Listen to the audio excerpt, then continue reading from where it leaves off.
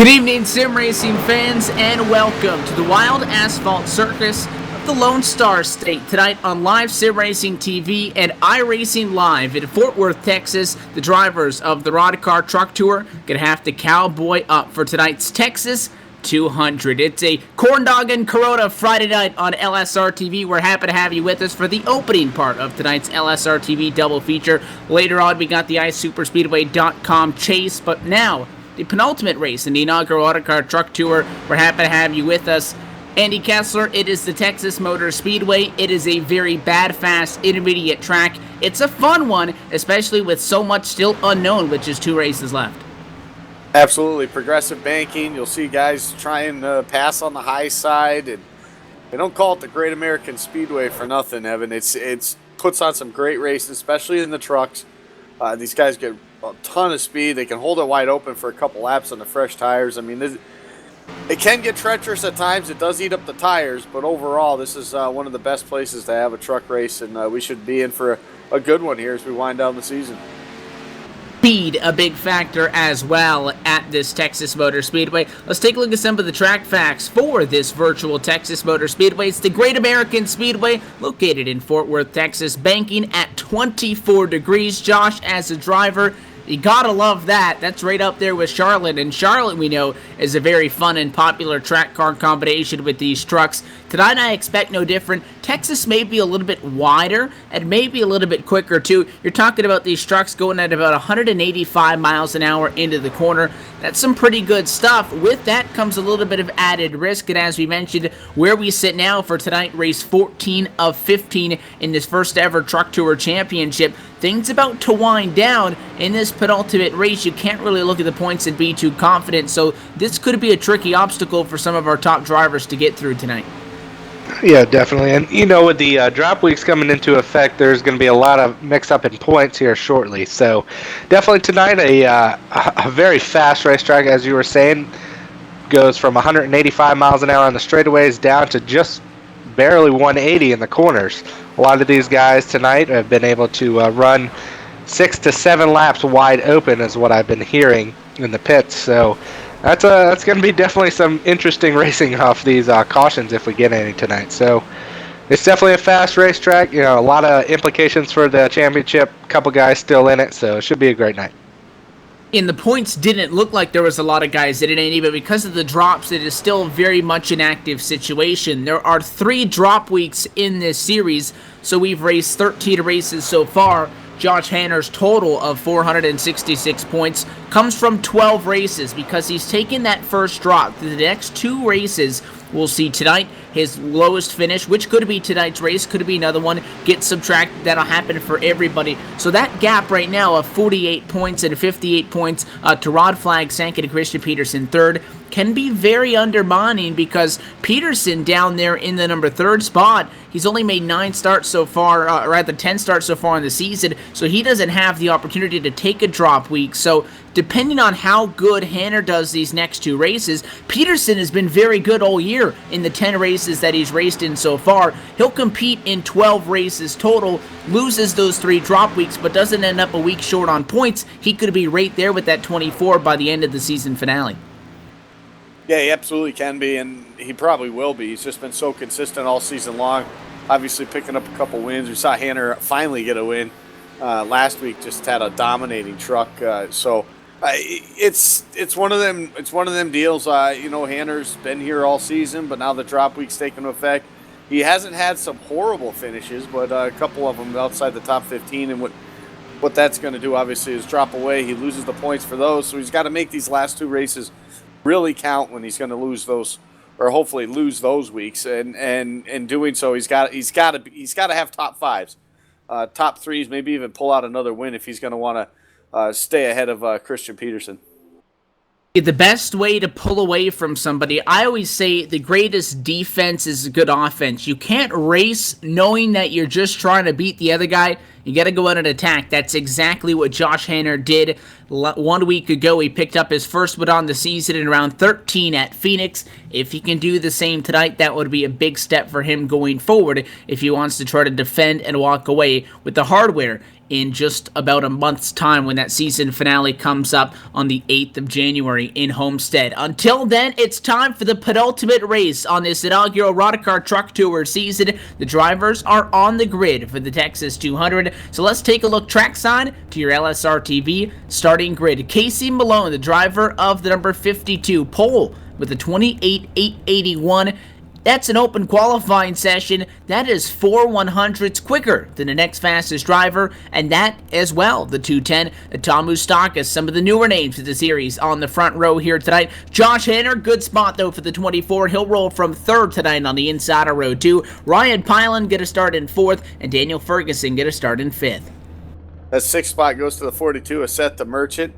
Row number 4 will be Rod Flagg on the inside and Brandon Chaburko on the outside in the 8th spot. 9th goes to Christian Peterson, and Corey Henry is going to round out the top 10. Starting P11 tonight, Jason opens at number 51. Rodney Wofford to his outside. Ryan Keese lines up 13th. Shane McKeechin in the number 14th position, and Stephanie Lessentine running out the top 15. Matt Bontempi get to start tonight's race in 16th, 17th for Rod Mitten, Kent Connolly 18th, 19th Jared Haggerty, 20th going to be Ramon Evans, and then shotgun on the field in 21st, the 87 of Ray Rittenau with the second. And it looks like all of those drivers are now on the grid, minus now that 7 Rodney Wofford. He is gridded up, so it looks like all 21 of tonight's trucks going to be taking to the grid for tonight's green flag. Casey Malone out front, Tom Moustakis out front. Those are two very experienced sim racers, Andy, but as I mentioned when I ran through the top 5, somewhat new to the series. They've both shown though that they've had speed so far in the starts that they've made. P1 and 2 right now, not bad. That's not a bad spot to be for the 52. Casey Malone, his first start this season. Right there on the pole, so that's definitely builds the confidence up for your first start to be able to be ahead of those guys that have been here all season that are running for the championship. So it obviously shows he's got some speed. We'll see if he can carry it on through the whole night, though. Obviously, being up front is one thing. Staying there the whole race long without any mistakes on pit road or on the track, that'll make the difference for the win. The fast track, but it is a long race. We get set to embark on 83 laps at this 1.5 mile intermediate oval. It is going to be 125 miles from the green to the checker. First one there, going to walk away with about 47, 48 points. That is a big step in the championship. The drivers to focus on tonight, Josh Hanner, Rod Flagg, Christian Peterson, Ray Rittenau with the second, the top 4 in the points coming into this round number 14. We're glad to have you with us on LSRTV through iRacing Live. The pace car going to make the sharp left-hand turn, down and away, take out the commitment code while he's at it, and into the tri-oval, green flag in the air. Casey Malone going to get this one underway. Texas 200 is green. It is green, a good start by the outside lane, able to maintain pace with our leader.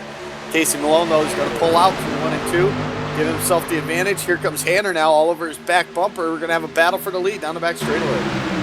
24 wasted no time diving to the inside. Now he'll look to the bottom as well. On your race leader, turn number 3. Not enough though, down on that white line for Hanner to get back to the throttle, and it'll be Malone off of turn number 4 and challenging back on the 210 to Tom Moustakis, who fell into third with that move that the 24 put on him down in turn number 1. Moustakis actually keeping an eye to the outside, but it looks like everybody keeping the left side tires right on that white line. Yeah, actually, just an update. Got a little 3-wide action here towards 6th position. Got Seth the Merchant, Daniel Ferguson, and Brandon Chaburko 3-wide here into turn number 3. Looks like Brandon Chaburko is going to get it done on the bottom and pass both of those cars. There was a little bit of incident between Brandon and Seth on lap 1 on the backstretch. Got a little bit of damage so far to those two trucks, but they should be able to pull on through and not too much trouble tonight. And they don't give each other a lot of room either. That time down to turn number 1. Not surprising, though, that it is a 3-wide involving the 3. And if history tells us anything, we'll see that later on tonight, too, on the big track when we go to Talladega. But with that move, Chaburko on the bottom made the pass. He got around to Merchant and Ferguson to P5 for the driver that started back in the number 8 position. Meanwhile, the top 4 still running top 4 at the moment. Only change up there as Hanner went 3rd to 2nd, dropping Moustakis back back from P2 to P3. That's the big fight, though, inside of the top 5. The 210 continues to ride the back bumper of Joshua Hanner's Chevrolet. Behind them is where you saw the battling with Brandon Chuberko and such, which has since worked out. The top 10 drivers at this time, single file through Jason Altman's P10.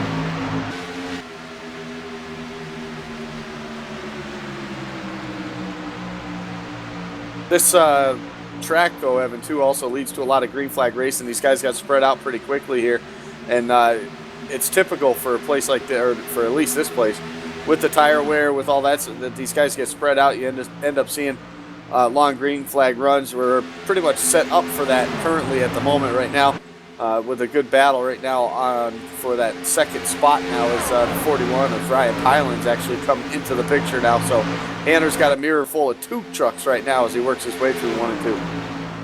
And it's hard to tell if it's that 24 holding the guys up behind him, because Malone has pulled out a little bit of a gap in front. That gap to 0.5 of a second between P1 P2, but actually that 52 slowed her down a little bit the last time through, so that caused him to lose a little bit of time. But it is right, it's a 3-truck battle for second, and Mustak is real close to the wall that time, but at turn number 4 behind him, Ryan Pylan, that's P2, 3, and 4 within 0.7 of a second of your race leader. You go on board with that 210 at Tom Mustakas, his Toyota Tundra, right in the middle of it all. At a turn number 2, he continues to just follow directly behind Hanner, utilizing a little bit of a draft here at this very fast racetrack. Yeah, and you know, I'm going to look forward to the next couple laps here, because everybody on green, on 4 fresh tires, is able to go full mash, basically is what we call it, you know, full throttle here for the first couple laps. So with Mustakas going around Josh Hanner right there for second place in turn 1, it's going to be interesting to see now that we've got those first couple laps done, see whose truck actually handles better. You know, anybody can go, you know, full throttle around the track like we'll see later tonight at Talladega. But, you know, once you start having to lift or break in the corner to make your truck turn, it's going to be a little bit different. And especially once that turn 2 wall starts coming at you pretty quick, you're going to get a little bit of tight off of turn 2, and I'm sure we'll see some guys in the wall off there.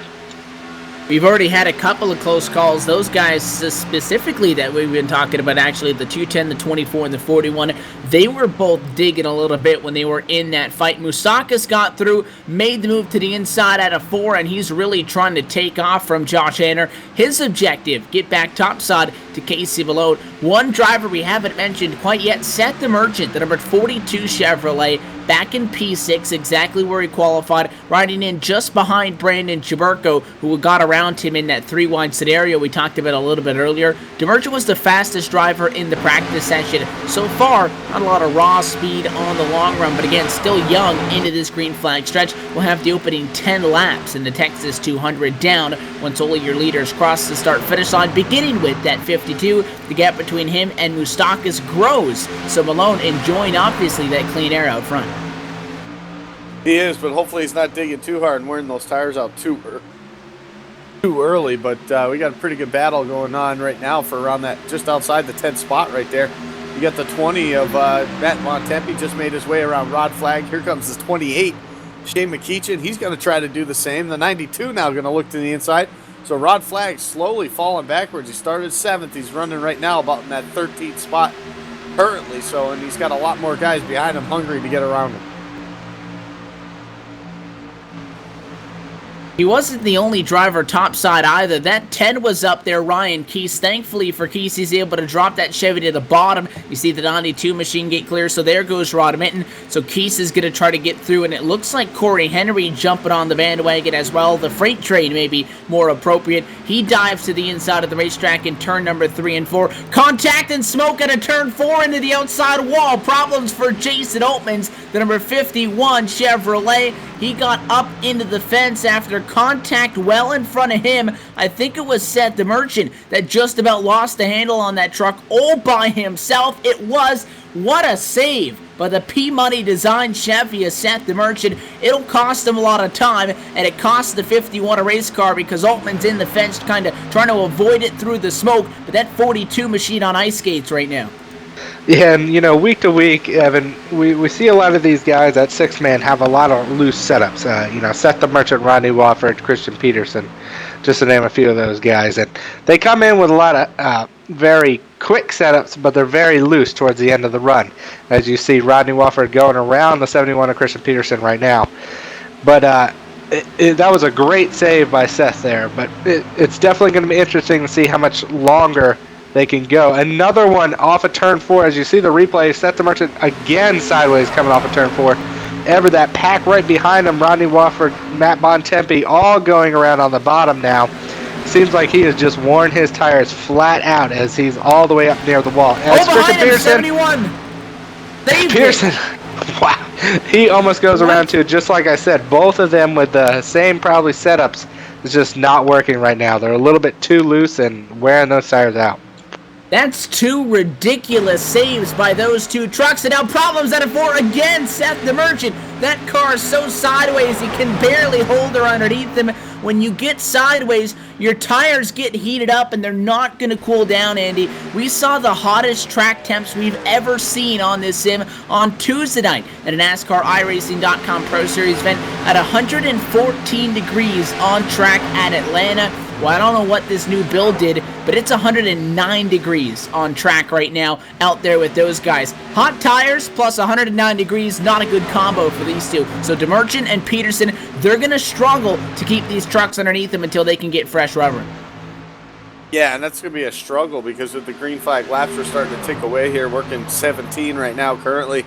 No sight right now unless one of these guys ends up getting looped around for a caution. So Seth the Merchant still all over the place. Just watch him going on board with the 71 right now, currently at Christian Peterson. But both of those guys struggling, obviously, with the handling early on.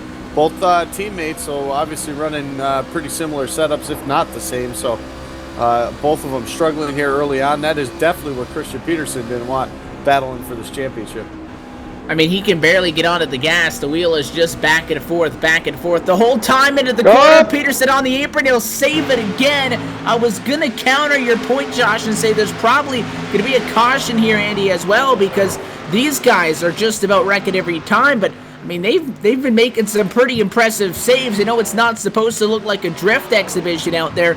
It is just not a good situation for those guys. Your race leader even not having that good of a time up front. In fact, Malone had pulled out in front, we mentioned, about 7/8 of a second in Thomas Stockus. Well, that 210 closing very quickly. The 92, or rather the 52 machine of Malone, rather, topside got a little bit squirrely the last time in 1 and 2.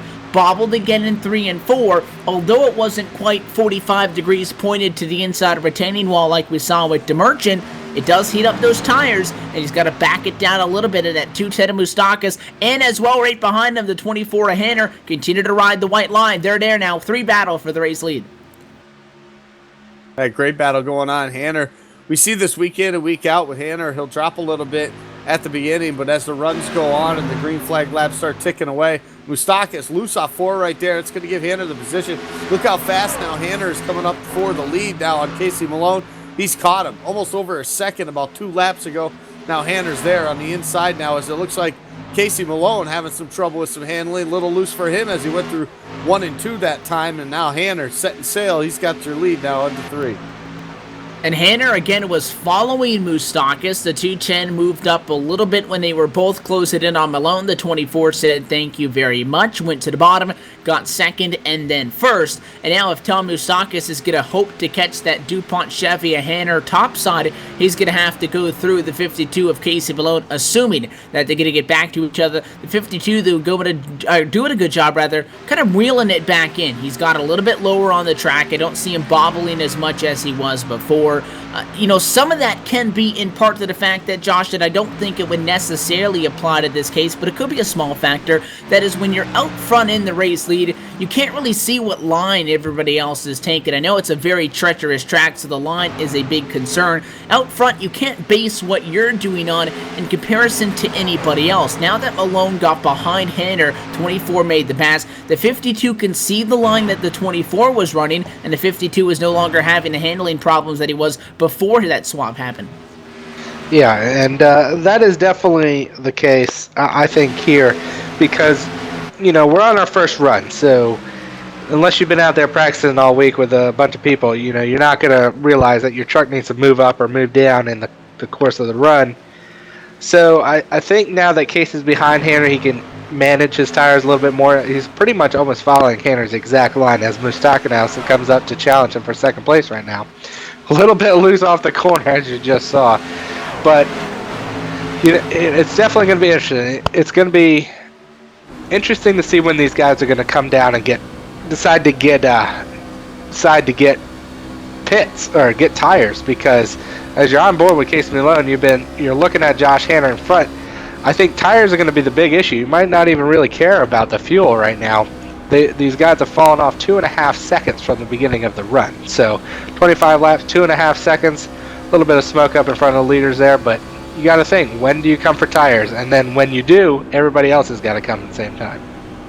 I believe that smoke may be courtesy of Seth the Merchant, who continues his drift expo at a turn number 4. But you ride on board with Casey Malone, and you can see, even when he's dialed it back a little bit, still very much so sideways in the turns. And it was the exact point that you mentioned, Josh, that I was taking a look at on the interval times. On the opening lap of this race, these drivers put down a 29.0 by lap 2 when they were up to speed. The last time by, they're running 31.2, so they are significantly slowed off of the pace at which they were doing at the beginning. So when you come down pit road, you get fresh tires. That's a lot of time to lose and or gain. So it's something that we've seen dictate a lot of the strategy in these races so far, Andy, in the trucks, is that guy that comes down to the pit lane, because of the tire wear, whoever comes down first kind of forces the hand of everybody else. That could be a key factor tonight. Yeah, it definitely can be. We saw it over the course of this week, actually, in a couple of races, one being Atlanta in the pro race. We saw what tires would do, and we saw it 2 nights ago also in the trucks at California.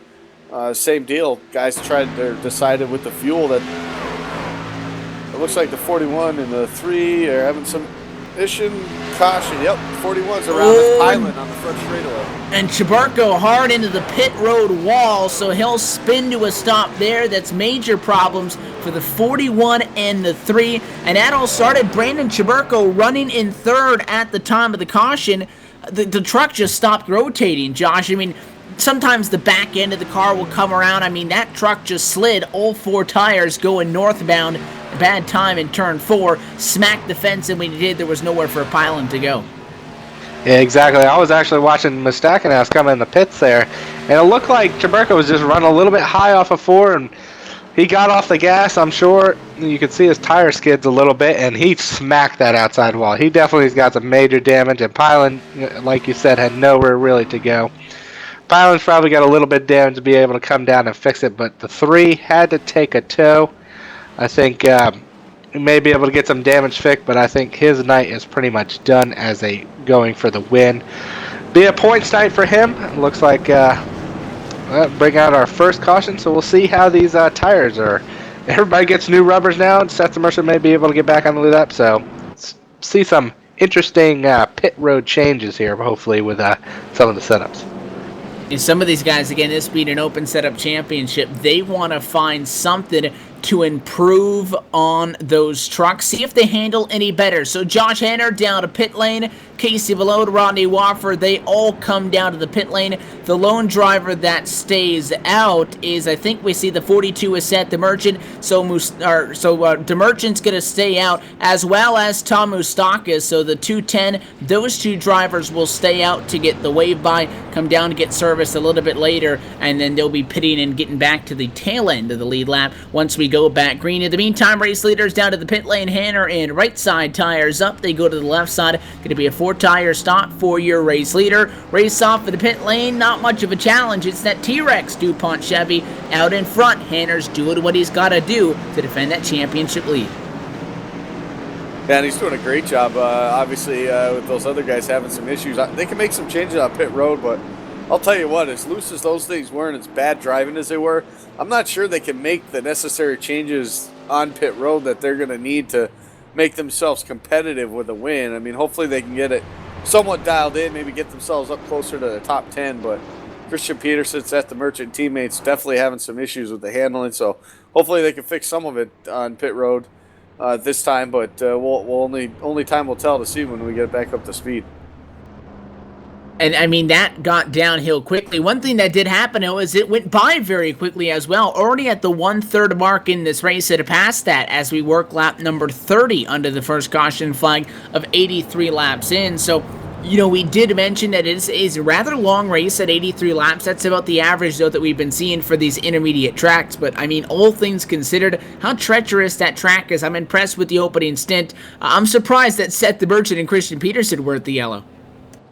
Yeah, and I don't know how they were able to save it that long. They were sideways every lap that we saw. Many times, yeah. Many times. And, I guess at that point, you're just trying to hold on and wait until somebody wrecks. And actually, the Merchant was sideways out of turn 4 right in front of Brandon Chaburko, but I don't think that really had any effect on it as he was already pushing way up towards the wall. But something interesting happened there during that sequence was the 210 of actually Tom Moustakis actually got, politely, he got kind of screwed there because he actually was coming down pit road. He got his service, but he ended up falling a lap down. So from P3 at the time, now he is all the way back in at the tail end of the lead lap in 15th, actually 16th now. So that's definitely going to put a damper on his night all the way at the back from P3 just coming in on that right before that caution. Yeah, unfortunately, doesn't get the Dale Jr. luck in that, and that would be crossing the start-finish line, getting to the lead, and walking away with a W. It's going to put him back. I mentioned he stays out, got that service done, is way back at least at this moment, 15th position. Fast truck, so I don't doubt that he's going to be making moves. I think that's not a question. The question would be how many moves can he get whilst keeping the tires underneath that truck. Outside, though, of really a couple of guys, everybody's loose, and they're pretty loose, but we didn't see anybody really lose the truck. So, we talk about going full throttle, Andy, at this racetrack. You can get a lot out of Texas in the opening 5 to 6 laps on fresh tires. You have to know, though, that it is of utmost importance to not get... If you brake sideways at all and those tires get heated, you're going straight backwards. We saw that for 2 drivers. Yeah, it's definitely one of them things, and it's a product of iRacing, really, is if you really heat up those, especially that right rear, makes for a long tire run for you, especially if we stay green. So you really got to take care of your tires, and honestly, the first 10 to 15 laps is the crucial part of the run. And I think that's exactly what you saw Hanner do on that first stint. We'll see if he can do it again here. Pace car gets set to dive down. Hanner in control. No contest from behind. Green flag in the air. Back underway at Texas.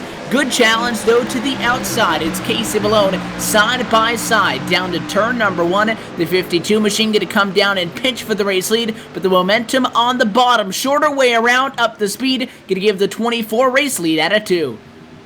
Yeah, we got a couple new names up there. You got Rodney Wofford up on the top 4. Also, looks like Ryan Keese has also worked his way into the top 5. So it should be interesting with a couple of these new guys. It looks like Keese is going around Rodney on the outside currently. But another interesting thing, see if the 24 Hanner can hold off Casey Malone here. Because we saw at the beginning of the last run, Malone was able to get out front and stay out there. And until, 20 laps into the run, where Hanner's tires came around. So, should be interesting to see as he's right on the back bumper of Josh Hanner now going in third. He wants the bottom. The 24 knows that if he gets that, he's not going to have much luck trying to defend. He'll duck that truck a little bit lower, defend the lane, and lead that time by at lap number 34. Malone second. P3 is now to the 7 Rodney Wofford. Wofford leaves that number 10 Ryan Keese behind to fight side by side with Shane McEachin. That battle short-lived. The Haviline truck on the inside. McEachin easily makes the move. Keese second time tonight. We've seen him lose 2 spots in a lap by being stuck on the outside of the racetrack. He'll have to settle back in P number 5 after all of that cycles through. Your top couple of trucks, though, spreading out. Battle for the race lead. The 52 looks at the bottom. Too much room down there for Hanner to defend. Will be side by side. Yeah, side by side heading into turn number 1. Hanner looks like he's going to probably let him go, knowing what happened that first run where as the run went on at about lap 20 or so, he was able to catch back up to him and really take the advantage and get around him. So I think Hanner right now, just let him go just like he did. Stay in the tire tracks, maybe get some of that draft help. Stay with him as long as you can, because as far as he's concerned, I'm sure the confidence is, or the game plan is that the 52 will come back to him as the run goes on.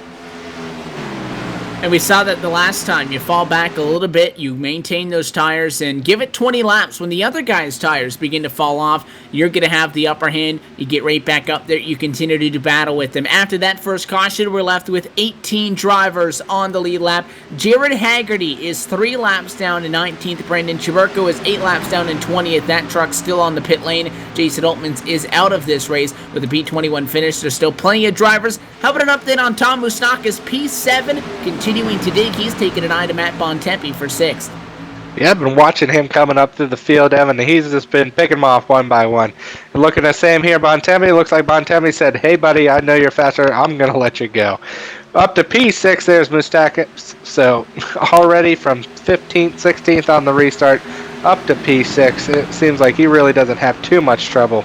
Should be interesting to see later in the run.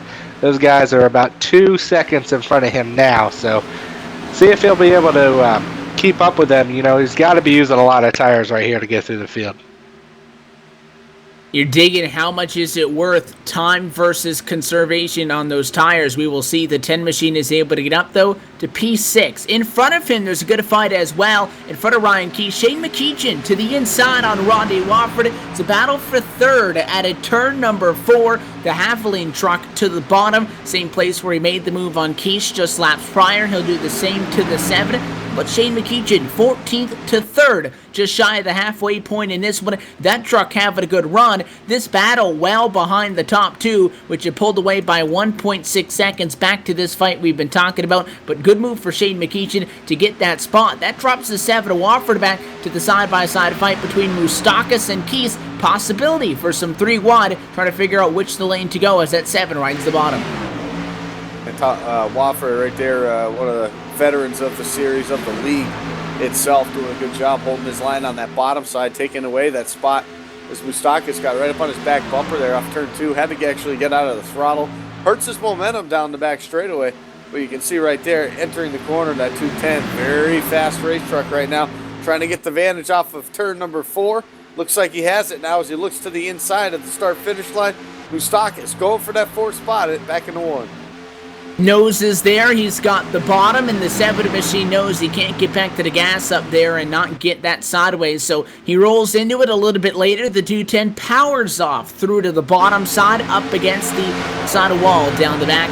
Move Tom Moustakas up into P4. And Moustakas still digging, although he's been going quite fast and aggressive as they go side by side behind him. The 7 and the 10, Keys has the bottom, so he should win that fight. Moustakas is still closing in. He'll be to the back of Shane McKeechan here this lap. He may be able to get to 3rd, just maybe, 10 laps, 15 laps off of the restart. He's already back to the podium. There he goes at a 2.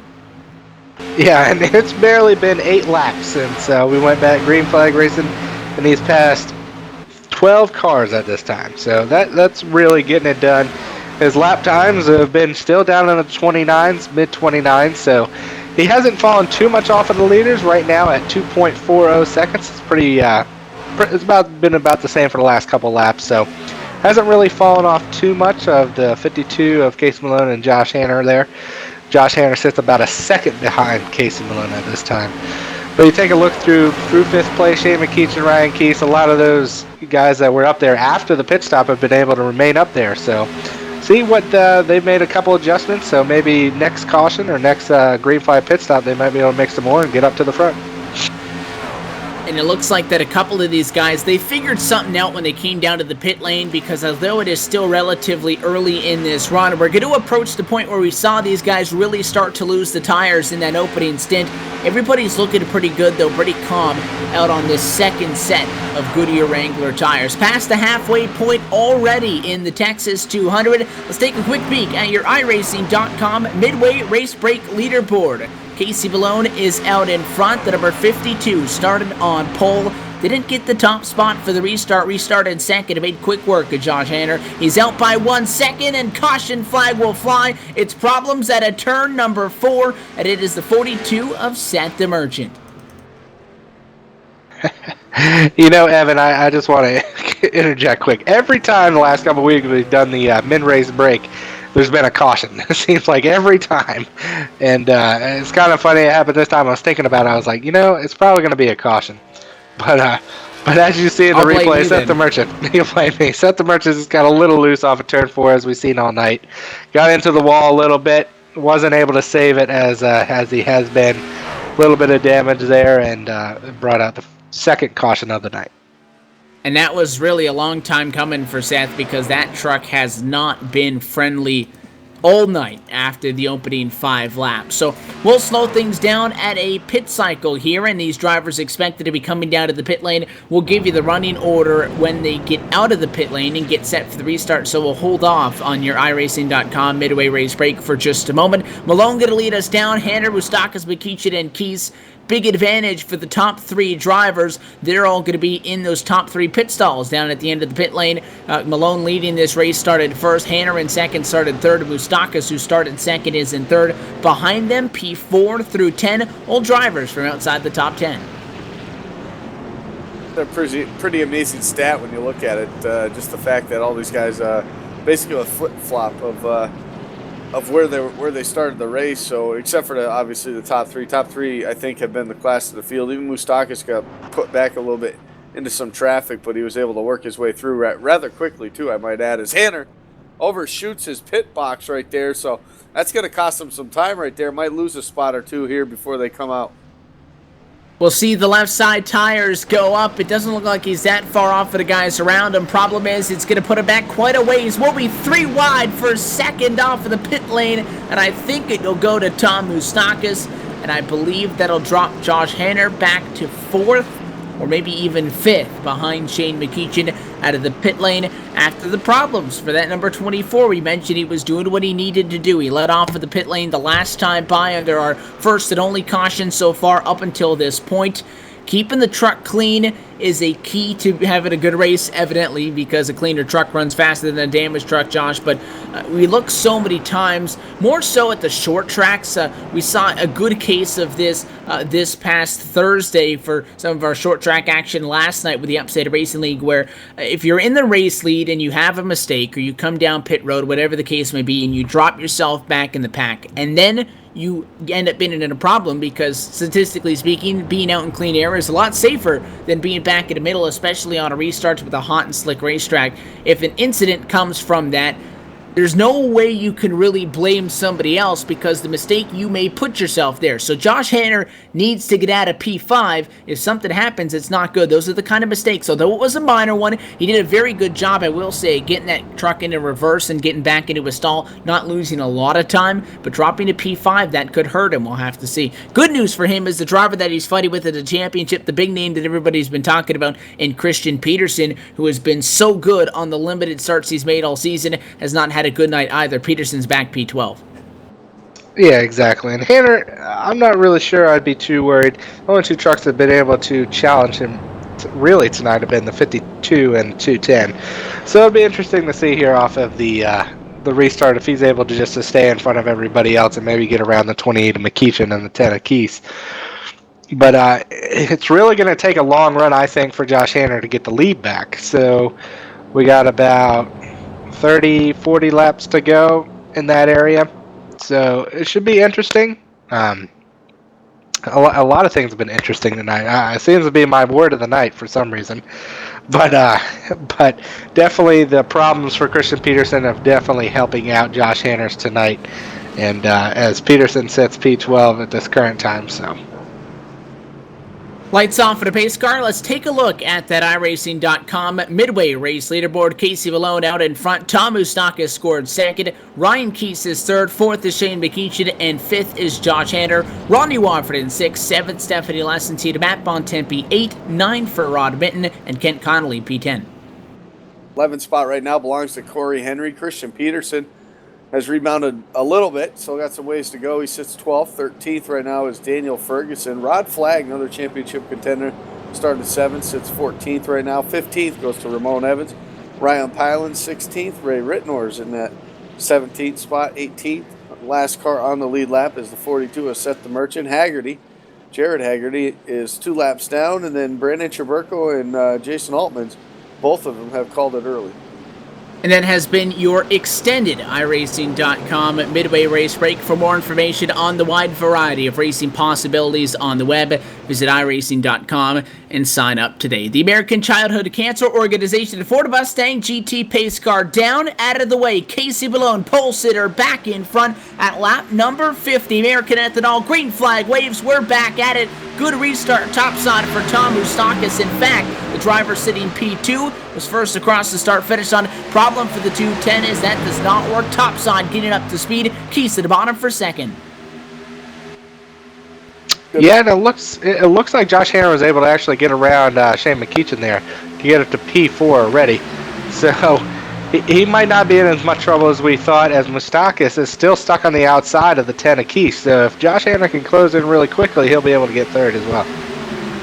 The 210 actually did a very good job of keeping it on the door of the inside challenger and Ryan Keese. Keese slow a little bit in turn one, guys. For the first time tonight, the outside works a little move. Tom Moustakis powers back to P2 outside of the racetrack to Ryan Keese, and it gets double worse for that 10 because now Keese stuck topside. Josh Hanner pops open the bubble on the bottom. Here they come. Back goes the 10. Big crash back behind. We got a lot of cars spinning out of control. Seth the Merchant, Christian Peterson, I don't know, a whole bunch of them. The 12 of Corey Henry. It looked like it just going into turn, coming out of turn 4, the 20 and the 92 got together a little bit, and the 92, as you see the replay, got around a little bit, and there was just nowhere for the 71 or anybody to go, and that's big championship implications there, as Christian Peterson has some significant damage. And I would like to say that's a little bit of net code, but I think it's a little bit more than a little bit of net code. The 92, the 1T on the bottom. Bontempi's not happy, in a 3-wide situation. He'll get some damage out of it. The 92 is not happy either, Andy, but at least from what I saw on my end of things, and historically it can be very different, but I saw about a foot or two between those guys, so that's a part of sim racing. It's a part that's not fun, and a lot of people don't like to talk about it, but it's the reality in it. I don't think you could really place blame on any of those two guys. That is a huge wreck at a turn 4, but I don't think really either of them can be blamed at fault for that. No, it looked like just one of them racing deals right there, and some hard battling. A lot of trucks right there in that one spot, all fighting for that one position on the board. So racing deal right there. Unfortunate for a few of those guys getting caught up in it, especially the 71 there, getting some damage. Obviously, Seth the Merchant with some engine damage, smoking on pit road. So his night will probably be done here as the wave rounds go by the field. We'll probably get the 1 to go next time. We look forward to 1 to go. The wave buys go by, so rejoining us on the lead lap going to be Jared Haggerty, who is 2 laps down. He was 3 laps down, so if he doesn't get both back now, he'll go to 1 lap to the negative. Put him in a pretty good spot considering how far he got himself back early in this one.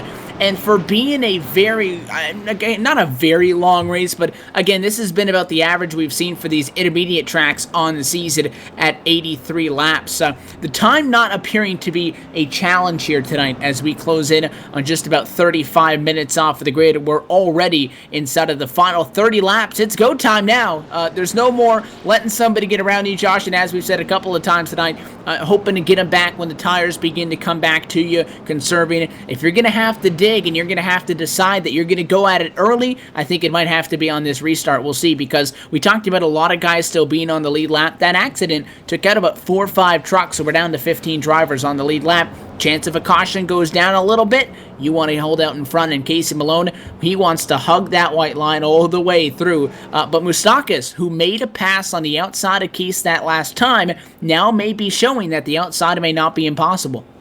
Yeah, exactly. And something else that's come up is the top 5 there actually did not pit. The first car that came down pit road after that caution was Josh Hanner in P6 right now. So, yeah, Malone and Moustakis, that's been out front all night. Shane McKeechin, that was in the top 5. But Matt Bontempi now sits P4, and Ray Rittenauer, that was sitting P3 in the P4 in the point standing, is now up to 5th. So he's got himself right back in. I'm not sure how the tires are gonna handle. It was only like 2 to 3 laps on the green flag there. So, it might be a good gamble at this point in the race. It's kind of hard to put a number on what the tire fall off is because they run about a 32-second lap time when they go back green, getting up to speed. And then it was a 29.1 if we're talking about the lap times for Casey Malone. So it'll be interesting to see if those tires are of an advantage. Is it a worthwhile gamble for Josh Hanner, that 24 machine, going to be topside on row 3 in P6, first driver with 4 fresh Goodyear Wrangler tires? Other than that, it's Malone, Moustakas, Makichin, and Bontempi inside of the top 4. I'm curious to see what Makichin and Bontempi can do. I know I mentioned the 28 was doing very good earlier on in this one, going from 14th to a top 5 spot. Haven't really talked about Matt at all, but that 20 machine outside on row number 2, P4, he started from 16th on the grid. We'll see what he's got. Yeah, it's good to see these guys have a good, decent run. Shane McKeechin, it's been a while since he's been up at the front of the pack running some laps. So obviously those guys got these things pretty settled as far as race trim package goes on these setups. So McKeechin doing a great job up there in the front. Matt Bontempi again, another guy like you said we don't talk about much, but he's finding himself right now up in that top 4, contending for this win here. We'll see how this one plays out. Could it be for the final time tonight? Pace car down and away. Malone in control. Give it the American Ethanol. Green flag at Texas. We're back racing. Great restart. Everybody inside of the top 5, top 10. Smart move by the 20 to a Bontempi. Look at Moustakas. Everybody wants the bottom lane to turn 1. First driver out to dry. Top side is Hanner. We'll see what he can do. Yeah, I'm not sure if that's going to pay off because on the last couple restarts, it seems like that first truck was able to keep up on the outside, but everybody else behind him kind of fell back. But Hanner's got those 4 fresh tires. He might get, he's going to get around Bontempi here off of turn 4. It looks like just that drive off of the corner. He's about to pull, pretty much clear of him right now. He is clear at this time. He's going to be in line here going into 1. That engine screamed at a turn number 4 down the 24 degrees of bank, and he used it to power around the 20s. So Hanner does find the spot in line. It is for P4. So the battle between tires and no tires is going to evolve over the next couple of laps. What that doesn't change is the battle for the race lead is on equal tires. Malone, Moustakas, P1, P2. They've got the same rubber underneath them as each other does. Just 1/10 of a second separate the top 2 on track right now. McKeechin, number 28 machine, slowly beginning to drift back in 3rd. A 2-horse race at the moment for the race lead. Yeah, it is only 2 trucks currently right now. Shane McKeechin kind of making up a little bit of ground there off of turn number 2 there. Trying to be involved somehow right now, but Casey Malone doing what he's done all night long, lead this thing, and just behind him, Tom Moustakas. Great to see him come back through the field, like you said, over the last couple of cautions right now, finds himself able to, or be in position to battle that 52 as we head towards the end of this thing. The top 2 continue to run in unison. A quick peek back to the pack shows that it looks like everybody at the moment running single file. No current battles on for a lead lap position. Couple of guys tight outside of the top 10. A close battle. You got Wofford, Rittenauer, Connolly, Pyle, and that's about 4 or 5 drivers packed within about a second or 2 of each other, but they're about 3 seconds off of the top 2 trucks on the racetrack. So next time by, going to be 22 laps to go at Texas. Casey Malone trying to make a splash. Continued to be impressed by these new names in the series. Running 1-2 again. That's exactly where these 2 started, and that's where they sit right now. The 52, though, out in front. Yeah, and I think, even though that they're up there in 1 and 2, Josh Hanner is in the best seat right now. He hasn't had really much any trouble tonight. His closest competition is sitting in P14, falling off the field 13 seconds. He's got some major damage to his truck and Christian Peterson. So, his night's going great for the championship. If he could just keep riding, it might be one of those, be Mr. Consistent, that's what he's always said. As Rod Flag won his championship, that might be all Josh Hanner needs tonight to get closer to that first championship in RODDCAR. And we talk about the drop weeks being a big factor. Well, Josh Hanner running 4th right now. He's going to get to Shane McKeechin here in the next 2 laps, and I would expect to get around him. So far, it hasn't been that difficult for somebody to get to the inside of position because it is just such a wide racetrack at it too, especially in the quad oval when you roll out of turn number 4. Is a very big opportunity to kind of dive down to the flat after that first dogleg across the start-finish on, get that inside of positioning. So I don't think it's a question of if if, maybe just when, unless a caution flag would impede him, because that battle for P3 heats up down to turn 1. The unknown is still Christian Peterson in 14th position, Andy, because if Josh Hanner, taking his one drop week factored in last week, if his worst race on the season after tonight is a worse than a 14th position, then Christian Peterson would still gain points on him tonight, despite the fact that he's in front. Yeah, absolutely. And you look at the way, I've been watching the 71 over the last few laps here, watching his truck and what it's been doing, and it's definitely just doesn't have the speed there, and that's going to cost him big time when this thing's said and done and the points start flipping and flopping and drop weeks start happening. Hanner doing what he's got to do. We talked about it in the pre-race show there, Evan, that he's got to not only is he racing the 71 and the 26, he's really got to, just like you said earlier, focus on what he's got to do, and he's really just got to try to get as much as he possibly can. As caution's out on the speedway, I think we had a spinner down in the front stretch grass. The number 87 Chevrolet of Ray Rittenauer, the second, touched the white line in turn number 4. Broke her sideways, and he spun out through the grass. It is a single truck accident to bring out the yellow. And at lap number 65, this will now take us really to the home stretch. And Casey Malone, who was just pulling away from Tom Moustakis, is going to have to do it all again. My question is now, we saw the tires are better, but how much better are they? Do you come down to the pit lane now as the race leaders? Oh, you have to. You have to, because, anybody that doesn't come, so say Malone and Moustakis stay out, all those guys behind McKeechin, Hanner, Flag, all those back there are going to come in and get tires, and they're going to be out to dry. So definitely you need to come down and get 4 tires. Basically, this is going to be the last one. Probably won't see anybody else on pit road after this unless they got some damage. So I think you come down, get 4 fresh tires, get fueled up, and get ready for the finish. We will see what the strategy is. The race leaders expected to head pit side, this time at lap 67 of 83.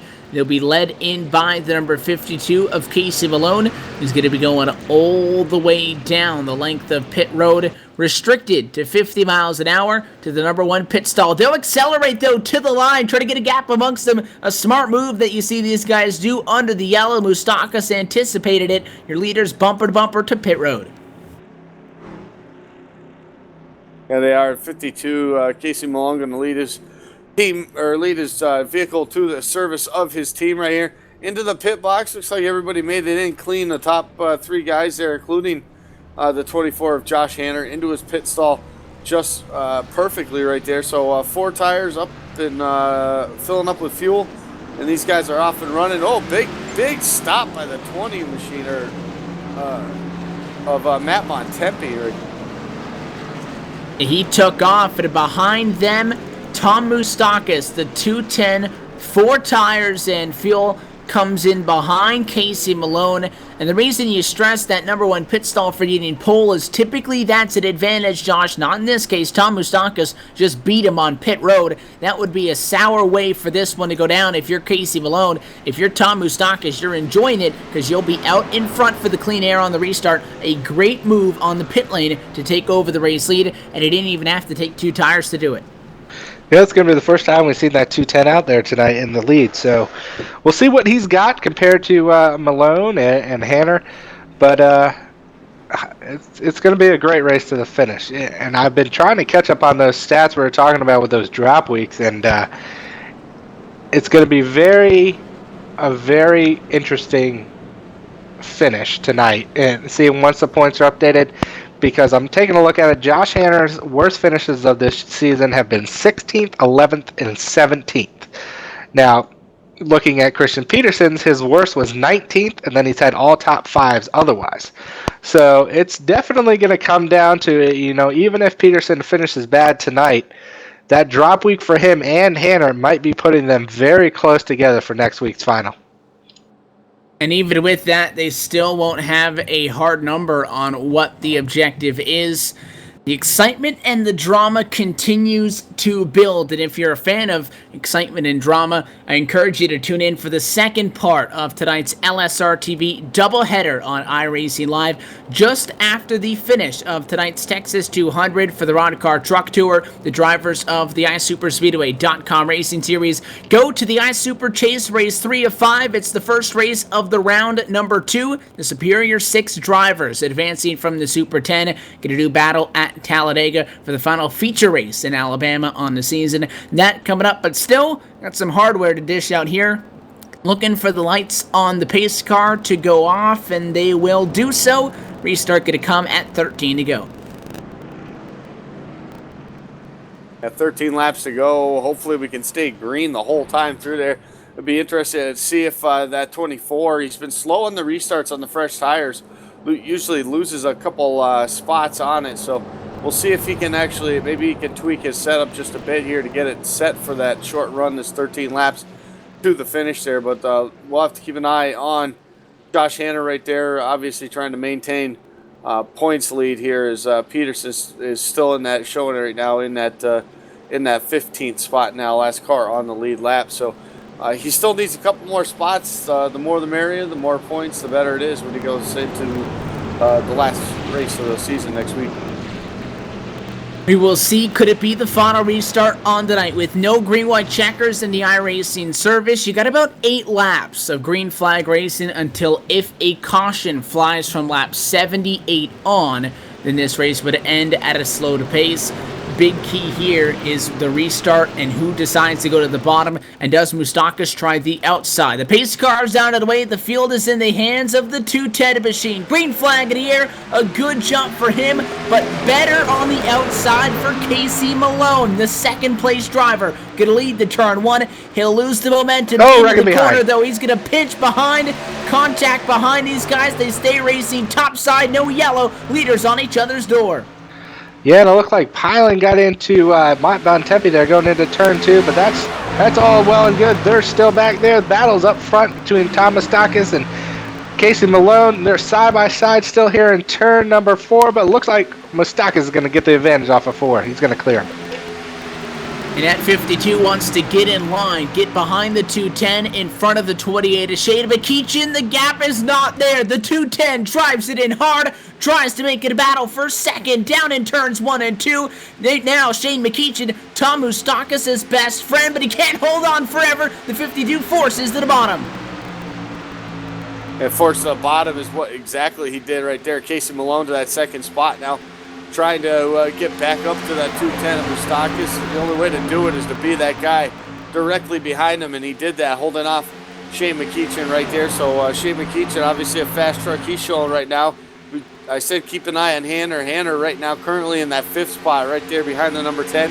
He's losing ground to the leaders there, and what we've seen with him, with his truck, when it kicks in, is around that 15 lap to 20 lap mark area there, and we won't even make it to the end in that one.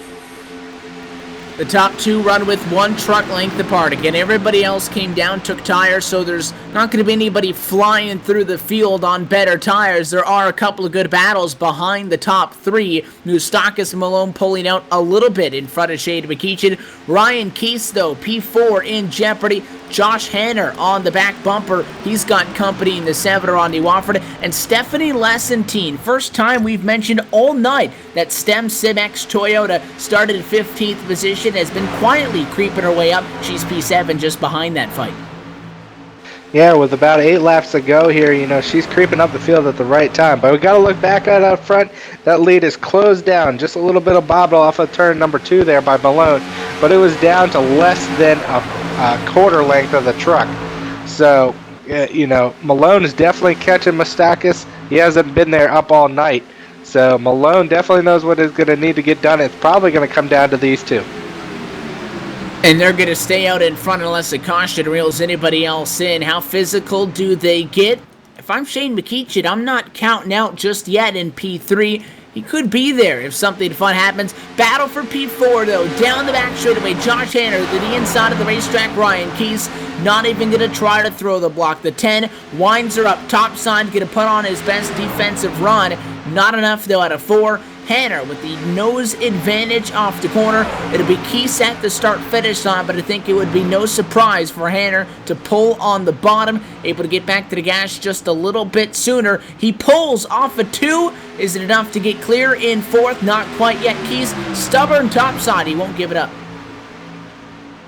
Yeah, he's not going to give it up easily. Every spot matters, every spot on the board as far as points go, but we got a battle for the lead shaping up. Just ahead of these guys right now is the Malone all over the back bumper, and Moustakis here as they head back into turn number 1.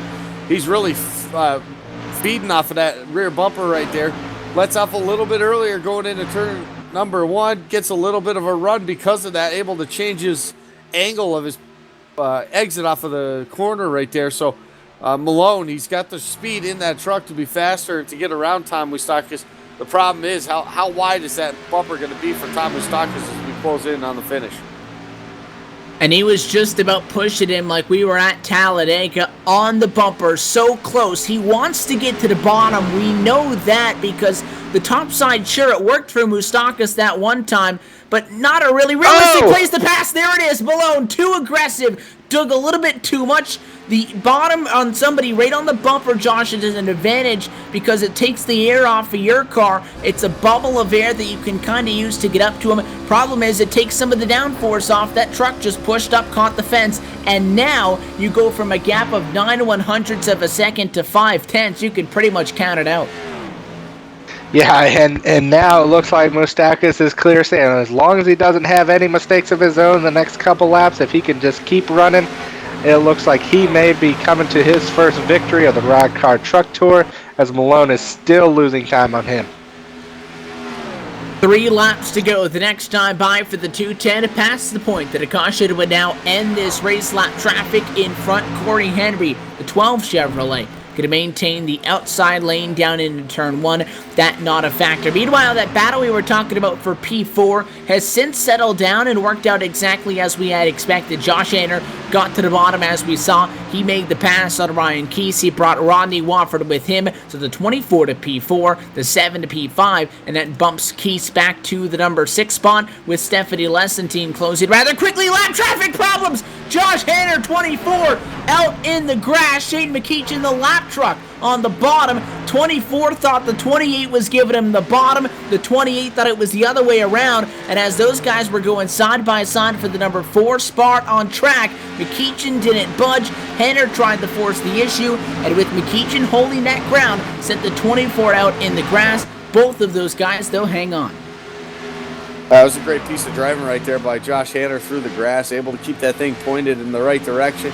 He did that. He's going to get back on track. He's going to lose a ton of time, though, and a ton of time and a ton of positions right there for Josh Hanner. Put him back right now, currently in that 8th spot right there. Probably can make up a couple more before this thing's over, but it's still continuing to be that 210 of Tom Moustakis, and man, he's really putting on a clinic right now over that 52. Turn 4 for the final time, but it'll be a checkered flag. Tom Moustakis, your winner at Texas, well out in front by 1.4 seconds to Casey Malone.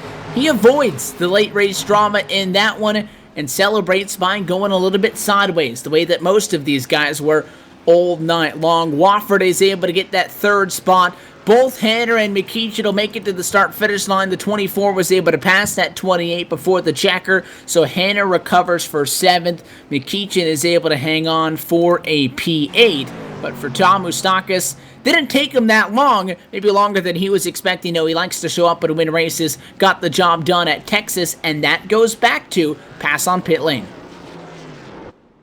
Yeah, exactly. And the pit strategy got it done for him tonight.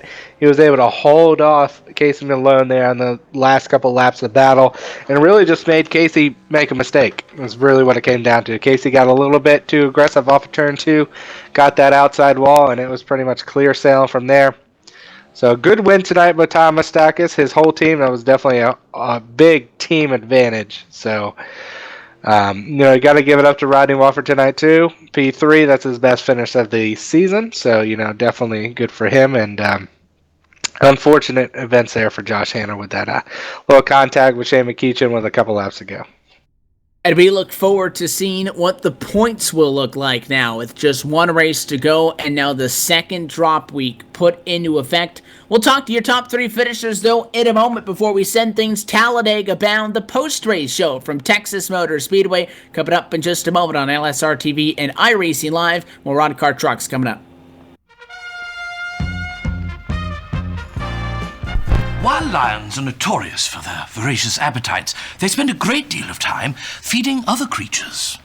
In fact, lions will take great care to ensure there's plenty to go around. As you can see, they keep giving with utter ferocity. Bravo, lions, and bon appetit. Do good, be a lion.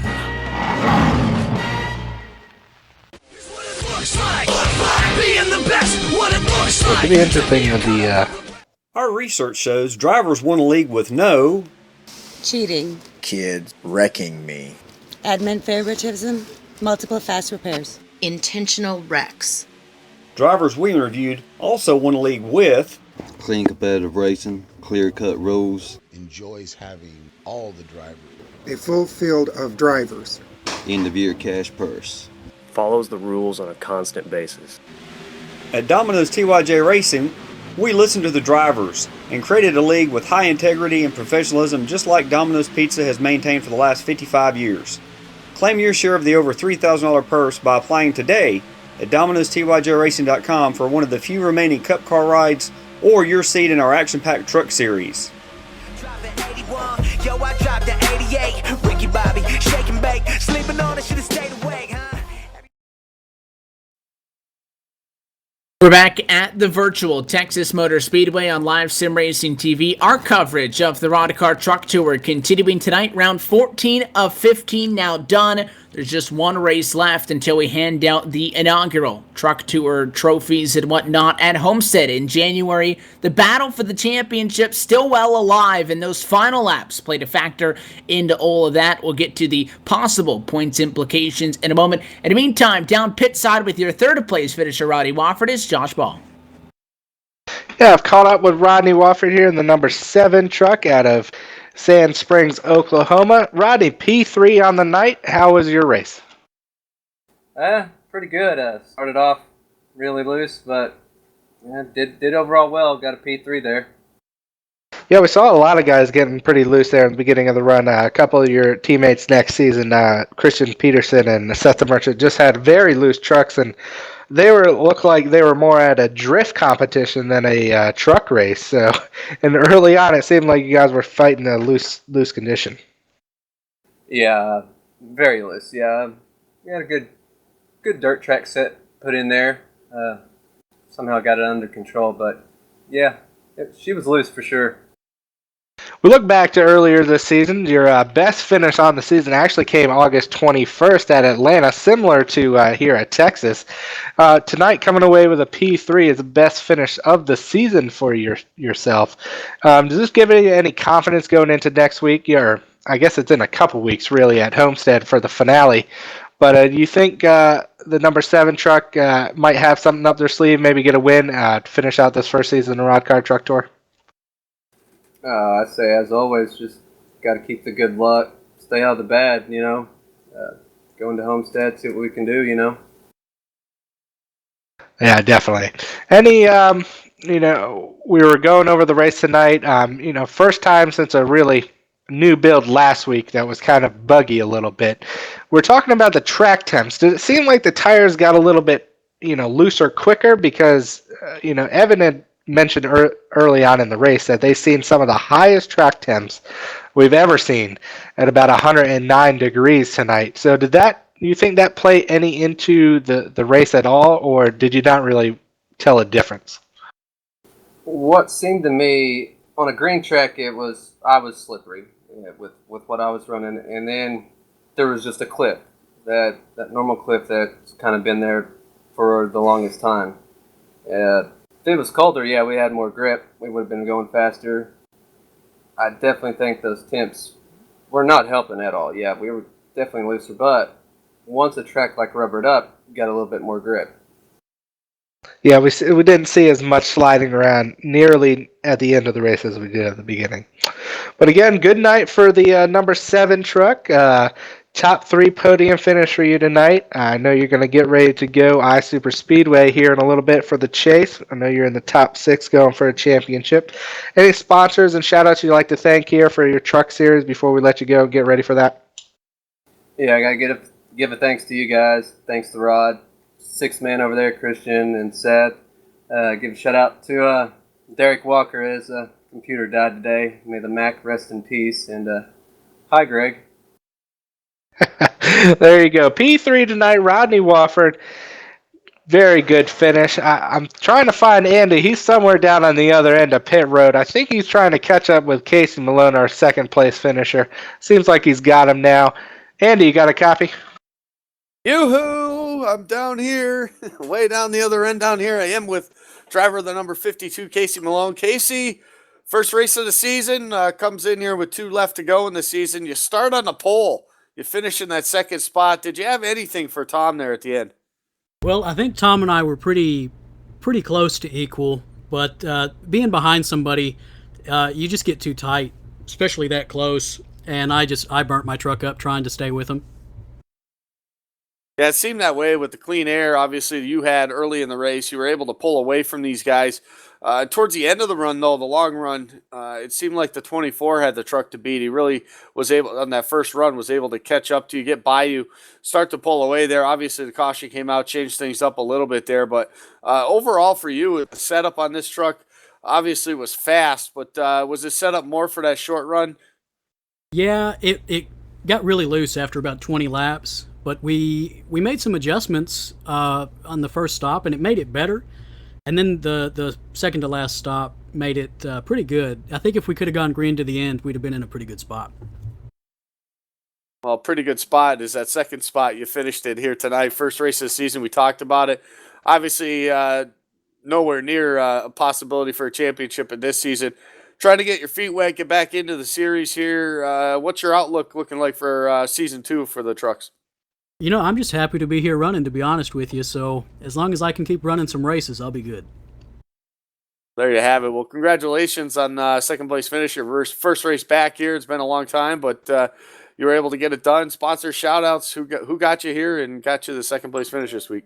Yeah, I'd like to thank the crew of guys I was working with, Tom Moustakis, Chaburko, James Polsky, and Ron Pyland. There you have it. Those are some good guys to get some help from with week after week, and we congratulate you again on the second place finish, and we'll see you next week in Homestead. Thank you, sir. There he is, second place finisher here tonight, Casey Malone. Evan, though, has caught up with our race-winning truck driver, Tom Moustakis. He broke the streak, Evan. For the first time since October, it is not a back-to-back win. Tom Moustakis breaks the streak, and with that, he gets his first career RODDCAR Truck Tour Series victory tonight at the Texas Motor Speedway. He'll cross the start-finish line first and win the Texas 200. Tom, congratulations. Started second and looked like you were going to be second for the final restart till you passed the 52 on the pit lane and then held him off. Yeah, that was big. There's the way the arrow is on the trucks, and you know, Casey and I pretty much on the same setup. It was going to be whoever restarted first was going to win the race, I think, is just so tight up behind somebody else. So you know, until the tires get to dirt tracking, but we weren't going to have that long of a run, so got into pit road good and got up pit road first, and that was pretty much the race because we were pretty even, I think. It got to dirt tracking very quickly there at the beginning of the race. A lot of guys were slipping and sliding like they were skating on ice there very early. But you and Casey, for the most part, and we did see when you guys were battling for the race lead in that first stint, couple of times sawing at the wheel, but not as bad towards the end of the race, and most definitely not as bad as some of the other guys. Just how loose was it for you? At the beginning, it was bad. I made this setup, I think, last month or 2 months ago for some official racing, and we have a smaller fuel cell for these races, and that really affects it. So we had to free it up a little bit, but Didn't have a whole lot of testing time, so we didn't know how much exactly to free it up, and I think we're pretty close. We might have freed it up a little bit too much, but it was good. Definitely good on the short run and good on the long run. I think Hanner was pretty good on the long run too, but he wasn't close there at the end. I don't know. I'm not sure what happened to him, but yeah, it was kind of bad in the beginning. The cards fall in your favor here tonight late. Second start on the season, second top 5, and you got the win. So, when you finished that one up, I said for you, it took longer than you would have wanted, but very quickly to be able to get the job done. For the limited experiences that you have had on these Friday nights in the trucks, what are you thinking so far of it? It's good racing. Some good drivers in here. I mean, that's the only reason why I'm here. So, and it's all about good racing. A couple weeks ago at Vegas, it was just an absolute blast. I don't think I ever got up to the lead. I think I had a really good truck there too. But it was just really good racing. It's sometimes it don't matter if you win or not. It's about finding some fun. So yeah, it's definitely fun tonight. Picked up the win too. The win never hurts. It looked like that one was going to go down to the wire. Casey couldn't quite keep the pressure on you there late, and you're able to walk away at the end by 1.4 seconds to get the job done. It's your first win in the RODDCAR Truck Tour, and Tom, with that, you've broken a streak that we've had going since round number 3, in which we had 7 consecutive guys go back-to-back in a row. So you break that streak. Coming into the end, I know it's the end of the season, so, not in a spot to fight for a championship by any means. Coming here to win races, that's what you did tonight. Who powers you? I don't have any sponsors or anything. I got my son on the side of my cup car. I got to paint up a truck here with his face plastered all over it, because that would look kind of silly too. But yeah, I don't really have any sponsors, but Casey Malone helped out with the set this week a little bit, and gotta thank him and the rest of the guys. You and Casey appear to be the class of the field in this. When you come home 1-2, fortunately for yourself, you make the +1 on the night from second to first. Tom, congratulations on the checkered flag. We'll see you later on tonight if we don't get a chance to talk to you. Enjoy the off break for Christmas and New Year's, and we'll see you in 2016. Oh, thanks. Yeah. Happy holidays to you guys too. Thanks for broadcasting and putting on a good show for everybody. So he's able to break the streak, and I don't know, is it heartbreaking? Is it discerning that the streak has been broken? Christian Peterson, Chaburko, DeMerchant, Clampett, Chaburko. Hanner was close. He almost put another back-to-back on the board, guys. Not his night, though. Moustakas got it. Yeah, he had a definitely a long run truck, and I think if we had a long green flag run there at the end of this thing, we might be talking to Hanner back in victory lane. And he's been that way all season long. The long run, doesn't matter what size track it was, on the long run, he always had a fast truck. And it's one of those things that you got to, you can't really guess, I guess, as far as, is it going to be one of those races where you have a lot of cautions and you're going to have a lot of short runs, or is it going to be one of those green flag ones? You pretty much got to pick something, set it up that way, and hope it works in your favor. And for Hanner, obviously, the consistency to put him in the points lead like it has all season long, I would not stray away from the long run at all. I think he's been setting up some pretty good trucks underneath himself and for his team. So, you know what, heading into the final race of the season, another mile and a half. We'll probably get some long green flag runs at Homestead next week, or when we in a couple weeks we'll probably have some long green flag runs also. So I really think that what he's doing and the way he's setting these trucks up this season has benefited him greatly. So you can't stray from that. But unfortunately for him, he wasn't able to keep the streak up. He's got to maintain the points. It could have been a lot worse than what happened to him there, especially if he went down pit road, got the penalty for that, had to sit there for a lap or two.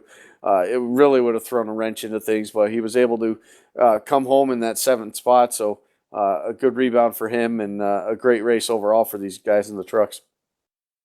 It was an exciting race, and I expect to see the same at Homestead. Homestead is a very unique intermediate racetrack. It's the classic season finale venue, and you can't really go to Homestead in the iSuperspeedway.com racing series, so we get to see it on Friday nights now in the trucks for the first time. We look forward to that. Before we go there, though, we now have a little bit of a better picture on how this championship is all going to look, Josh. And I say a little bit because you would think with one race to go, it's very clear. We'll crunch some numbers and we'll have a really good idea by next week on who's got to do what. But with another drop factored in, Josh Hanner now 12 of his 14 races, his best 12 finishes, his worst 2 have been taken out, have been counted towards points. Christian Peterson missing 3 races on the year. His only 11 starts have all counted so far. That puts him 40 points behind Josh Hanner. So he's had 11 races to count for points. Hanner's had 12. Once we go to next week, Hanner might gain points, but it's going to depend on the drop because, again, then we'll go 15 races down, but still his only 12 best will count. So he might gain a little bit, knock maybe a 20th place finish out of there or whatever. But Christian Peterson is 40 points behind, but he's an entire week behind on points. So if Christian Peterson gets 40 points, Josh Hanner and him would be tied. So 40 points is about a P4, a P5. I'm not comfortable if I'm Josh Hanner at all. Realistically, I'm thinking that's no more than 10 points. Yeah, exactly. And it's really down to these two. Nobody else is going to catch him. As Rod Flags 53 points out, Seth the Merchant 62. Everybody else is 70 plus beyond them. So it's really going to come down to Hanner and Peterson. Those drop weeks are definitely a something we can't really predict. Even if we go look at it this way, that way, we can't Hanner's really tell finish exactly. Might not even matter either because, he can finish P5, he can finish P4, 3, 2, 1. We can tell you how many points he gets for that. That doesn't matter. It just matters which race is going to get knocked off at the bottom of his total. And if Peterson can get 40 points, which is, depending on he doesn't have a drop week. So, it varies where that 24's drop is. It doesn't matter where he finishes next week unless next week finish is his worst finish that is yet to be dropped. Then it will hurt him. Christian Peterson needs 40 points and he's there. That's a top 5. That's very possible. And that's on top of the poor night that he had tonight in 15th position. If he and Seth didn't gamble on that setup as much as they did and just kind of cruise through it, it could be even much more in his favor. So, that's a deadlock. Yeah, and if you look at it, I don't think we got the points up right now. But the wins for Christian Peterson are 2 right now. Obviously, he's won a little bit more. But tied for top 5s is Peterson. Sorry, he had 9 throughout his 11 races compared to 7 for Hanner. So it's definitely going to be very close. And the part 2 of our Friday night doubleheader coming up, Andy Kessler. We're looking forward towards that one. It is the iSuperspeedway.com racing series. Superior 6, race 1 of 2. It's the iSuper Chase.